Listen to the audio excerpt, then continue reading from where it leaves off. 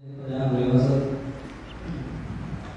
Tanya Pak Ustaz, agar mendapat amalan yang cukup banyak, apa bisa kita ikut jihad seperti perang yang dilakukan di negeri kita ini dengan mengebom gereja dan orang kafir? Allahu Akbar. Iya, pertanyaan sangat menarik ini jamaah. Karena kita lihat umat Islam ini dihancurkan dari luar dan dari dalam. Dari luar, musuh-musuh yang menyerang negeri-negeri Islam, yang mengacaukan umat Islam. Kita dulu ingat 350 tahun dijajah Belanda. Kita tahu Mesir dijajah oleh Inggris. Kita tahu Libya dijajah oleh Italia. Negeri-negeri Islam dijajah. Ini yang pertama. Yang kedua yang menghancurkan umat Islam adalah dari dalam sendiri. Dengan munculnya sekte-sekte dan aliran-aliran yang menyimpang dari Islam. Banyak aliran itu. Oleh karena itu Rasul sallallahu alaihi wasallam pernah menceritakan umatku itu akan berpecah belah menjadi 73 golongan. 73 golongan. Kata Rasul SAW. Kulluha finnar illa wahida. Semuanya di neraka kecuali satu. Para sahabat tidak tanya tentang yang 72. Enggak. Mereka bertanya, yang selamat siapa? Apa kata Nabi SAW? Humul jamaah. Mereka adalah al-jamaah. Satu kelompok dari umat Rasul SAW yang berada di atas kebenaran. Dalam riwayat lain Nabi SAW mengatakan, makanu ala mithli ma ana alaihi al-yawm wa ashabi. Mereka yang mempraktekkan Islam, mengamalkan Islam seperti yang aku amalkan bersama sahabatku pada hari itu. Jadi Islamnya Rasul SAW dan para sahabatnya. Muncul istilah ahlus sunnah wal jamaah. Tapi semuanya sekarang mengklaim ahlus sunnah wal jamaah. Siapa yang tidak mengaku ahlus sunnah wal jamaah? Sampai yang ngebom pun ngomong ahlus sunnah wal jamaah. Gak penting orang itu mengklaim. Yang penting benar enggak engkau ahlus sunnah wal jamaah. Apa artinya ahlus sunnah? Mereka orang-orang yang menghidupkan sunnah Rasul SAW.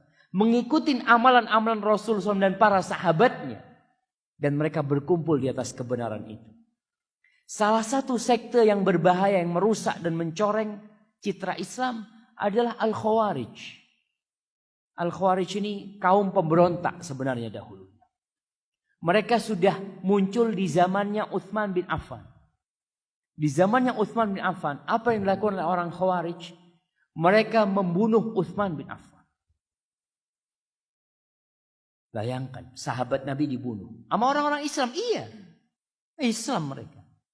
Kemudian di zamannya Ali bin Abi Thalib muncul orang-orang Khawarij. Lagi. Salah satu tokohnya namanya Abdurrahman ibn Muljim. Atau Muljam. Dia itu membunuh Ali bin Abi Thalib. Dan dia membunuh Ali mengharapkan masuk surga. Antum bisa bayangkan. Membunuh sahabat Nabi yang dijamin masuk surga. Mengharapkan masuk surga. Inilah pemikiran. Orang kalau sudah rusak pemikirannya, dia akan gampang mengkafirkan. Pemerintah kafir. Kenapa? Karena hukumnya tauhid. Terus polisinya juga kafir. Karena kerja di pemerintahan yang kafir. Berarti yang kafir darahnya halal. Kalau gitu bunuh. Si enak. Kau nanti ngebom, mati, masuk surga. Kalau cara kayak gitu masuk surga, kayaknya semua bakal ngebom diri. Bunuh diri semua. Apalagi yang punya utang banyak. Aduh, aku iso nyaur utang. Bismillah. Nih bomnya pasang. Subhanallah. Islam tidak mengajarkan hal itu. Membunuh orang kafir. Nih kafir. Bukan Islam yang dianggap kafir. Yang kafir asli. Tidak dalam kondisi perang. Rasul SAW menceritakan, beliau berkata, man qatala mu'ahadan. Barang siapa yang membunuh orang kafir yang ada perjanjian dengan umat Islam. Orang kafir mungkin hidup di negeri Islam, atau orang kafir ada perjanjian damai dengan umat Islam. Orang Islam lalu membunuh orang kafir itu dengan harapan masuk surga. Apa kata Rasul SAW? Lam yaruh raihatal jannah. Dia tidak akan mencium baunya surga. Jangan masuk surga. Nyium baunya surga tidak. Maka orang-orang yang berpikir berjihad dengan cara seperti itu, inilah karena pendidikan agama rendah di Indonesia. Dan kebanyakan yang ikut aliran seperti itu anak-anak muda. Yang memang gak pernah sekolah agama dengan benar. Anak SMA. Ya. Dan ini PR kita bersama. Dan pemerintah kita memerangi mereka tidak hanya dengan kekuatan. Karena kalau cuma memerangi pemikiran itu dengan densus umpamanya. Orang ini mati yang dibunuh terorisnya itu. Tapi pemikirannya tetap ada di orang-orang. Maka dengan pengajian-pengajian seperti ini kita jelaskan bagaimana manhaj ahlus sunnah wal jamaah. Tidak mudah-mudah mengkafirkan. Orang yang masuk Islam dengan jelas, maka tidak bisa dikeluarkan dari Islam kecuali dengan cara yang jelas pula. Para ulama sudah menjelaskan tentang kelompok Khawarij ini. Mereka orangnya ahli ibadah. Nabi SAW menjelaskan tentang orang Khawarij dulu itu. Apa kata Nabi SAW? Tahqiruna salatakum ma'a salatim. Salatnya kalian, kalau dibandingkan dengan salatnya orang-orang Khawarij, salat mereka lebih banyak. Bacaan Quran mereka lebih banyak. Tapi bacaan itu tidak sampai kepada hati mereka. Cuma sampai kerongkongan. Maka kenapa kita diperintahkan untuk kembali kepada ulama-ulama ahli sunnah wal jamaah. Jangan sampai kita salah milih. Diklaim bahwasanya, oh ini jenggot. Hati-hati, jenggot ini teroris. Subhanallah. Kalau kita lihat ulama-ulama Indonesia yang dulu-dulu. Rata-rata semuanya pakai jenggot. Karena Rasul SAW pakai jenggot. Dan itu bukan ciri-ciri teroris, enggak. Namun media memang menggambarkan Islam itu keras.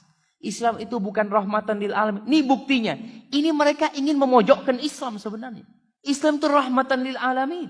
Dan kita yang ngerti harus menunjukkan ini loh Islam yang sebenarnya. Maka pertanyaan tadi yang mengatakan ada sebagian yang mungkin dengan ngebom sana ngebom sini. Dia berpikir dia bisa masuk surga.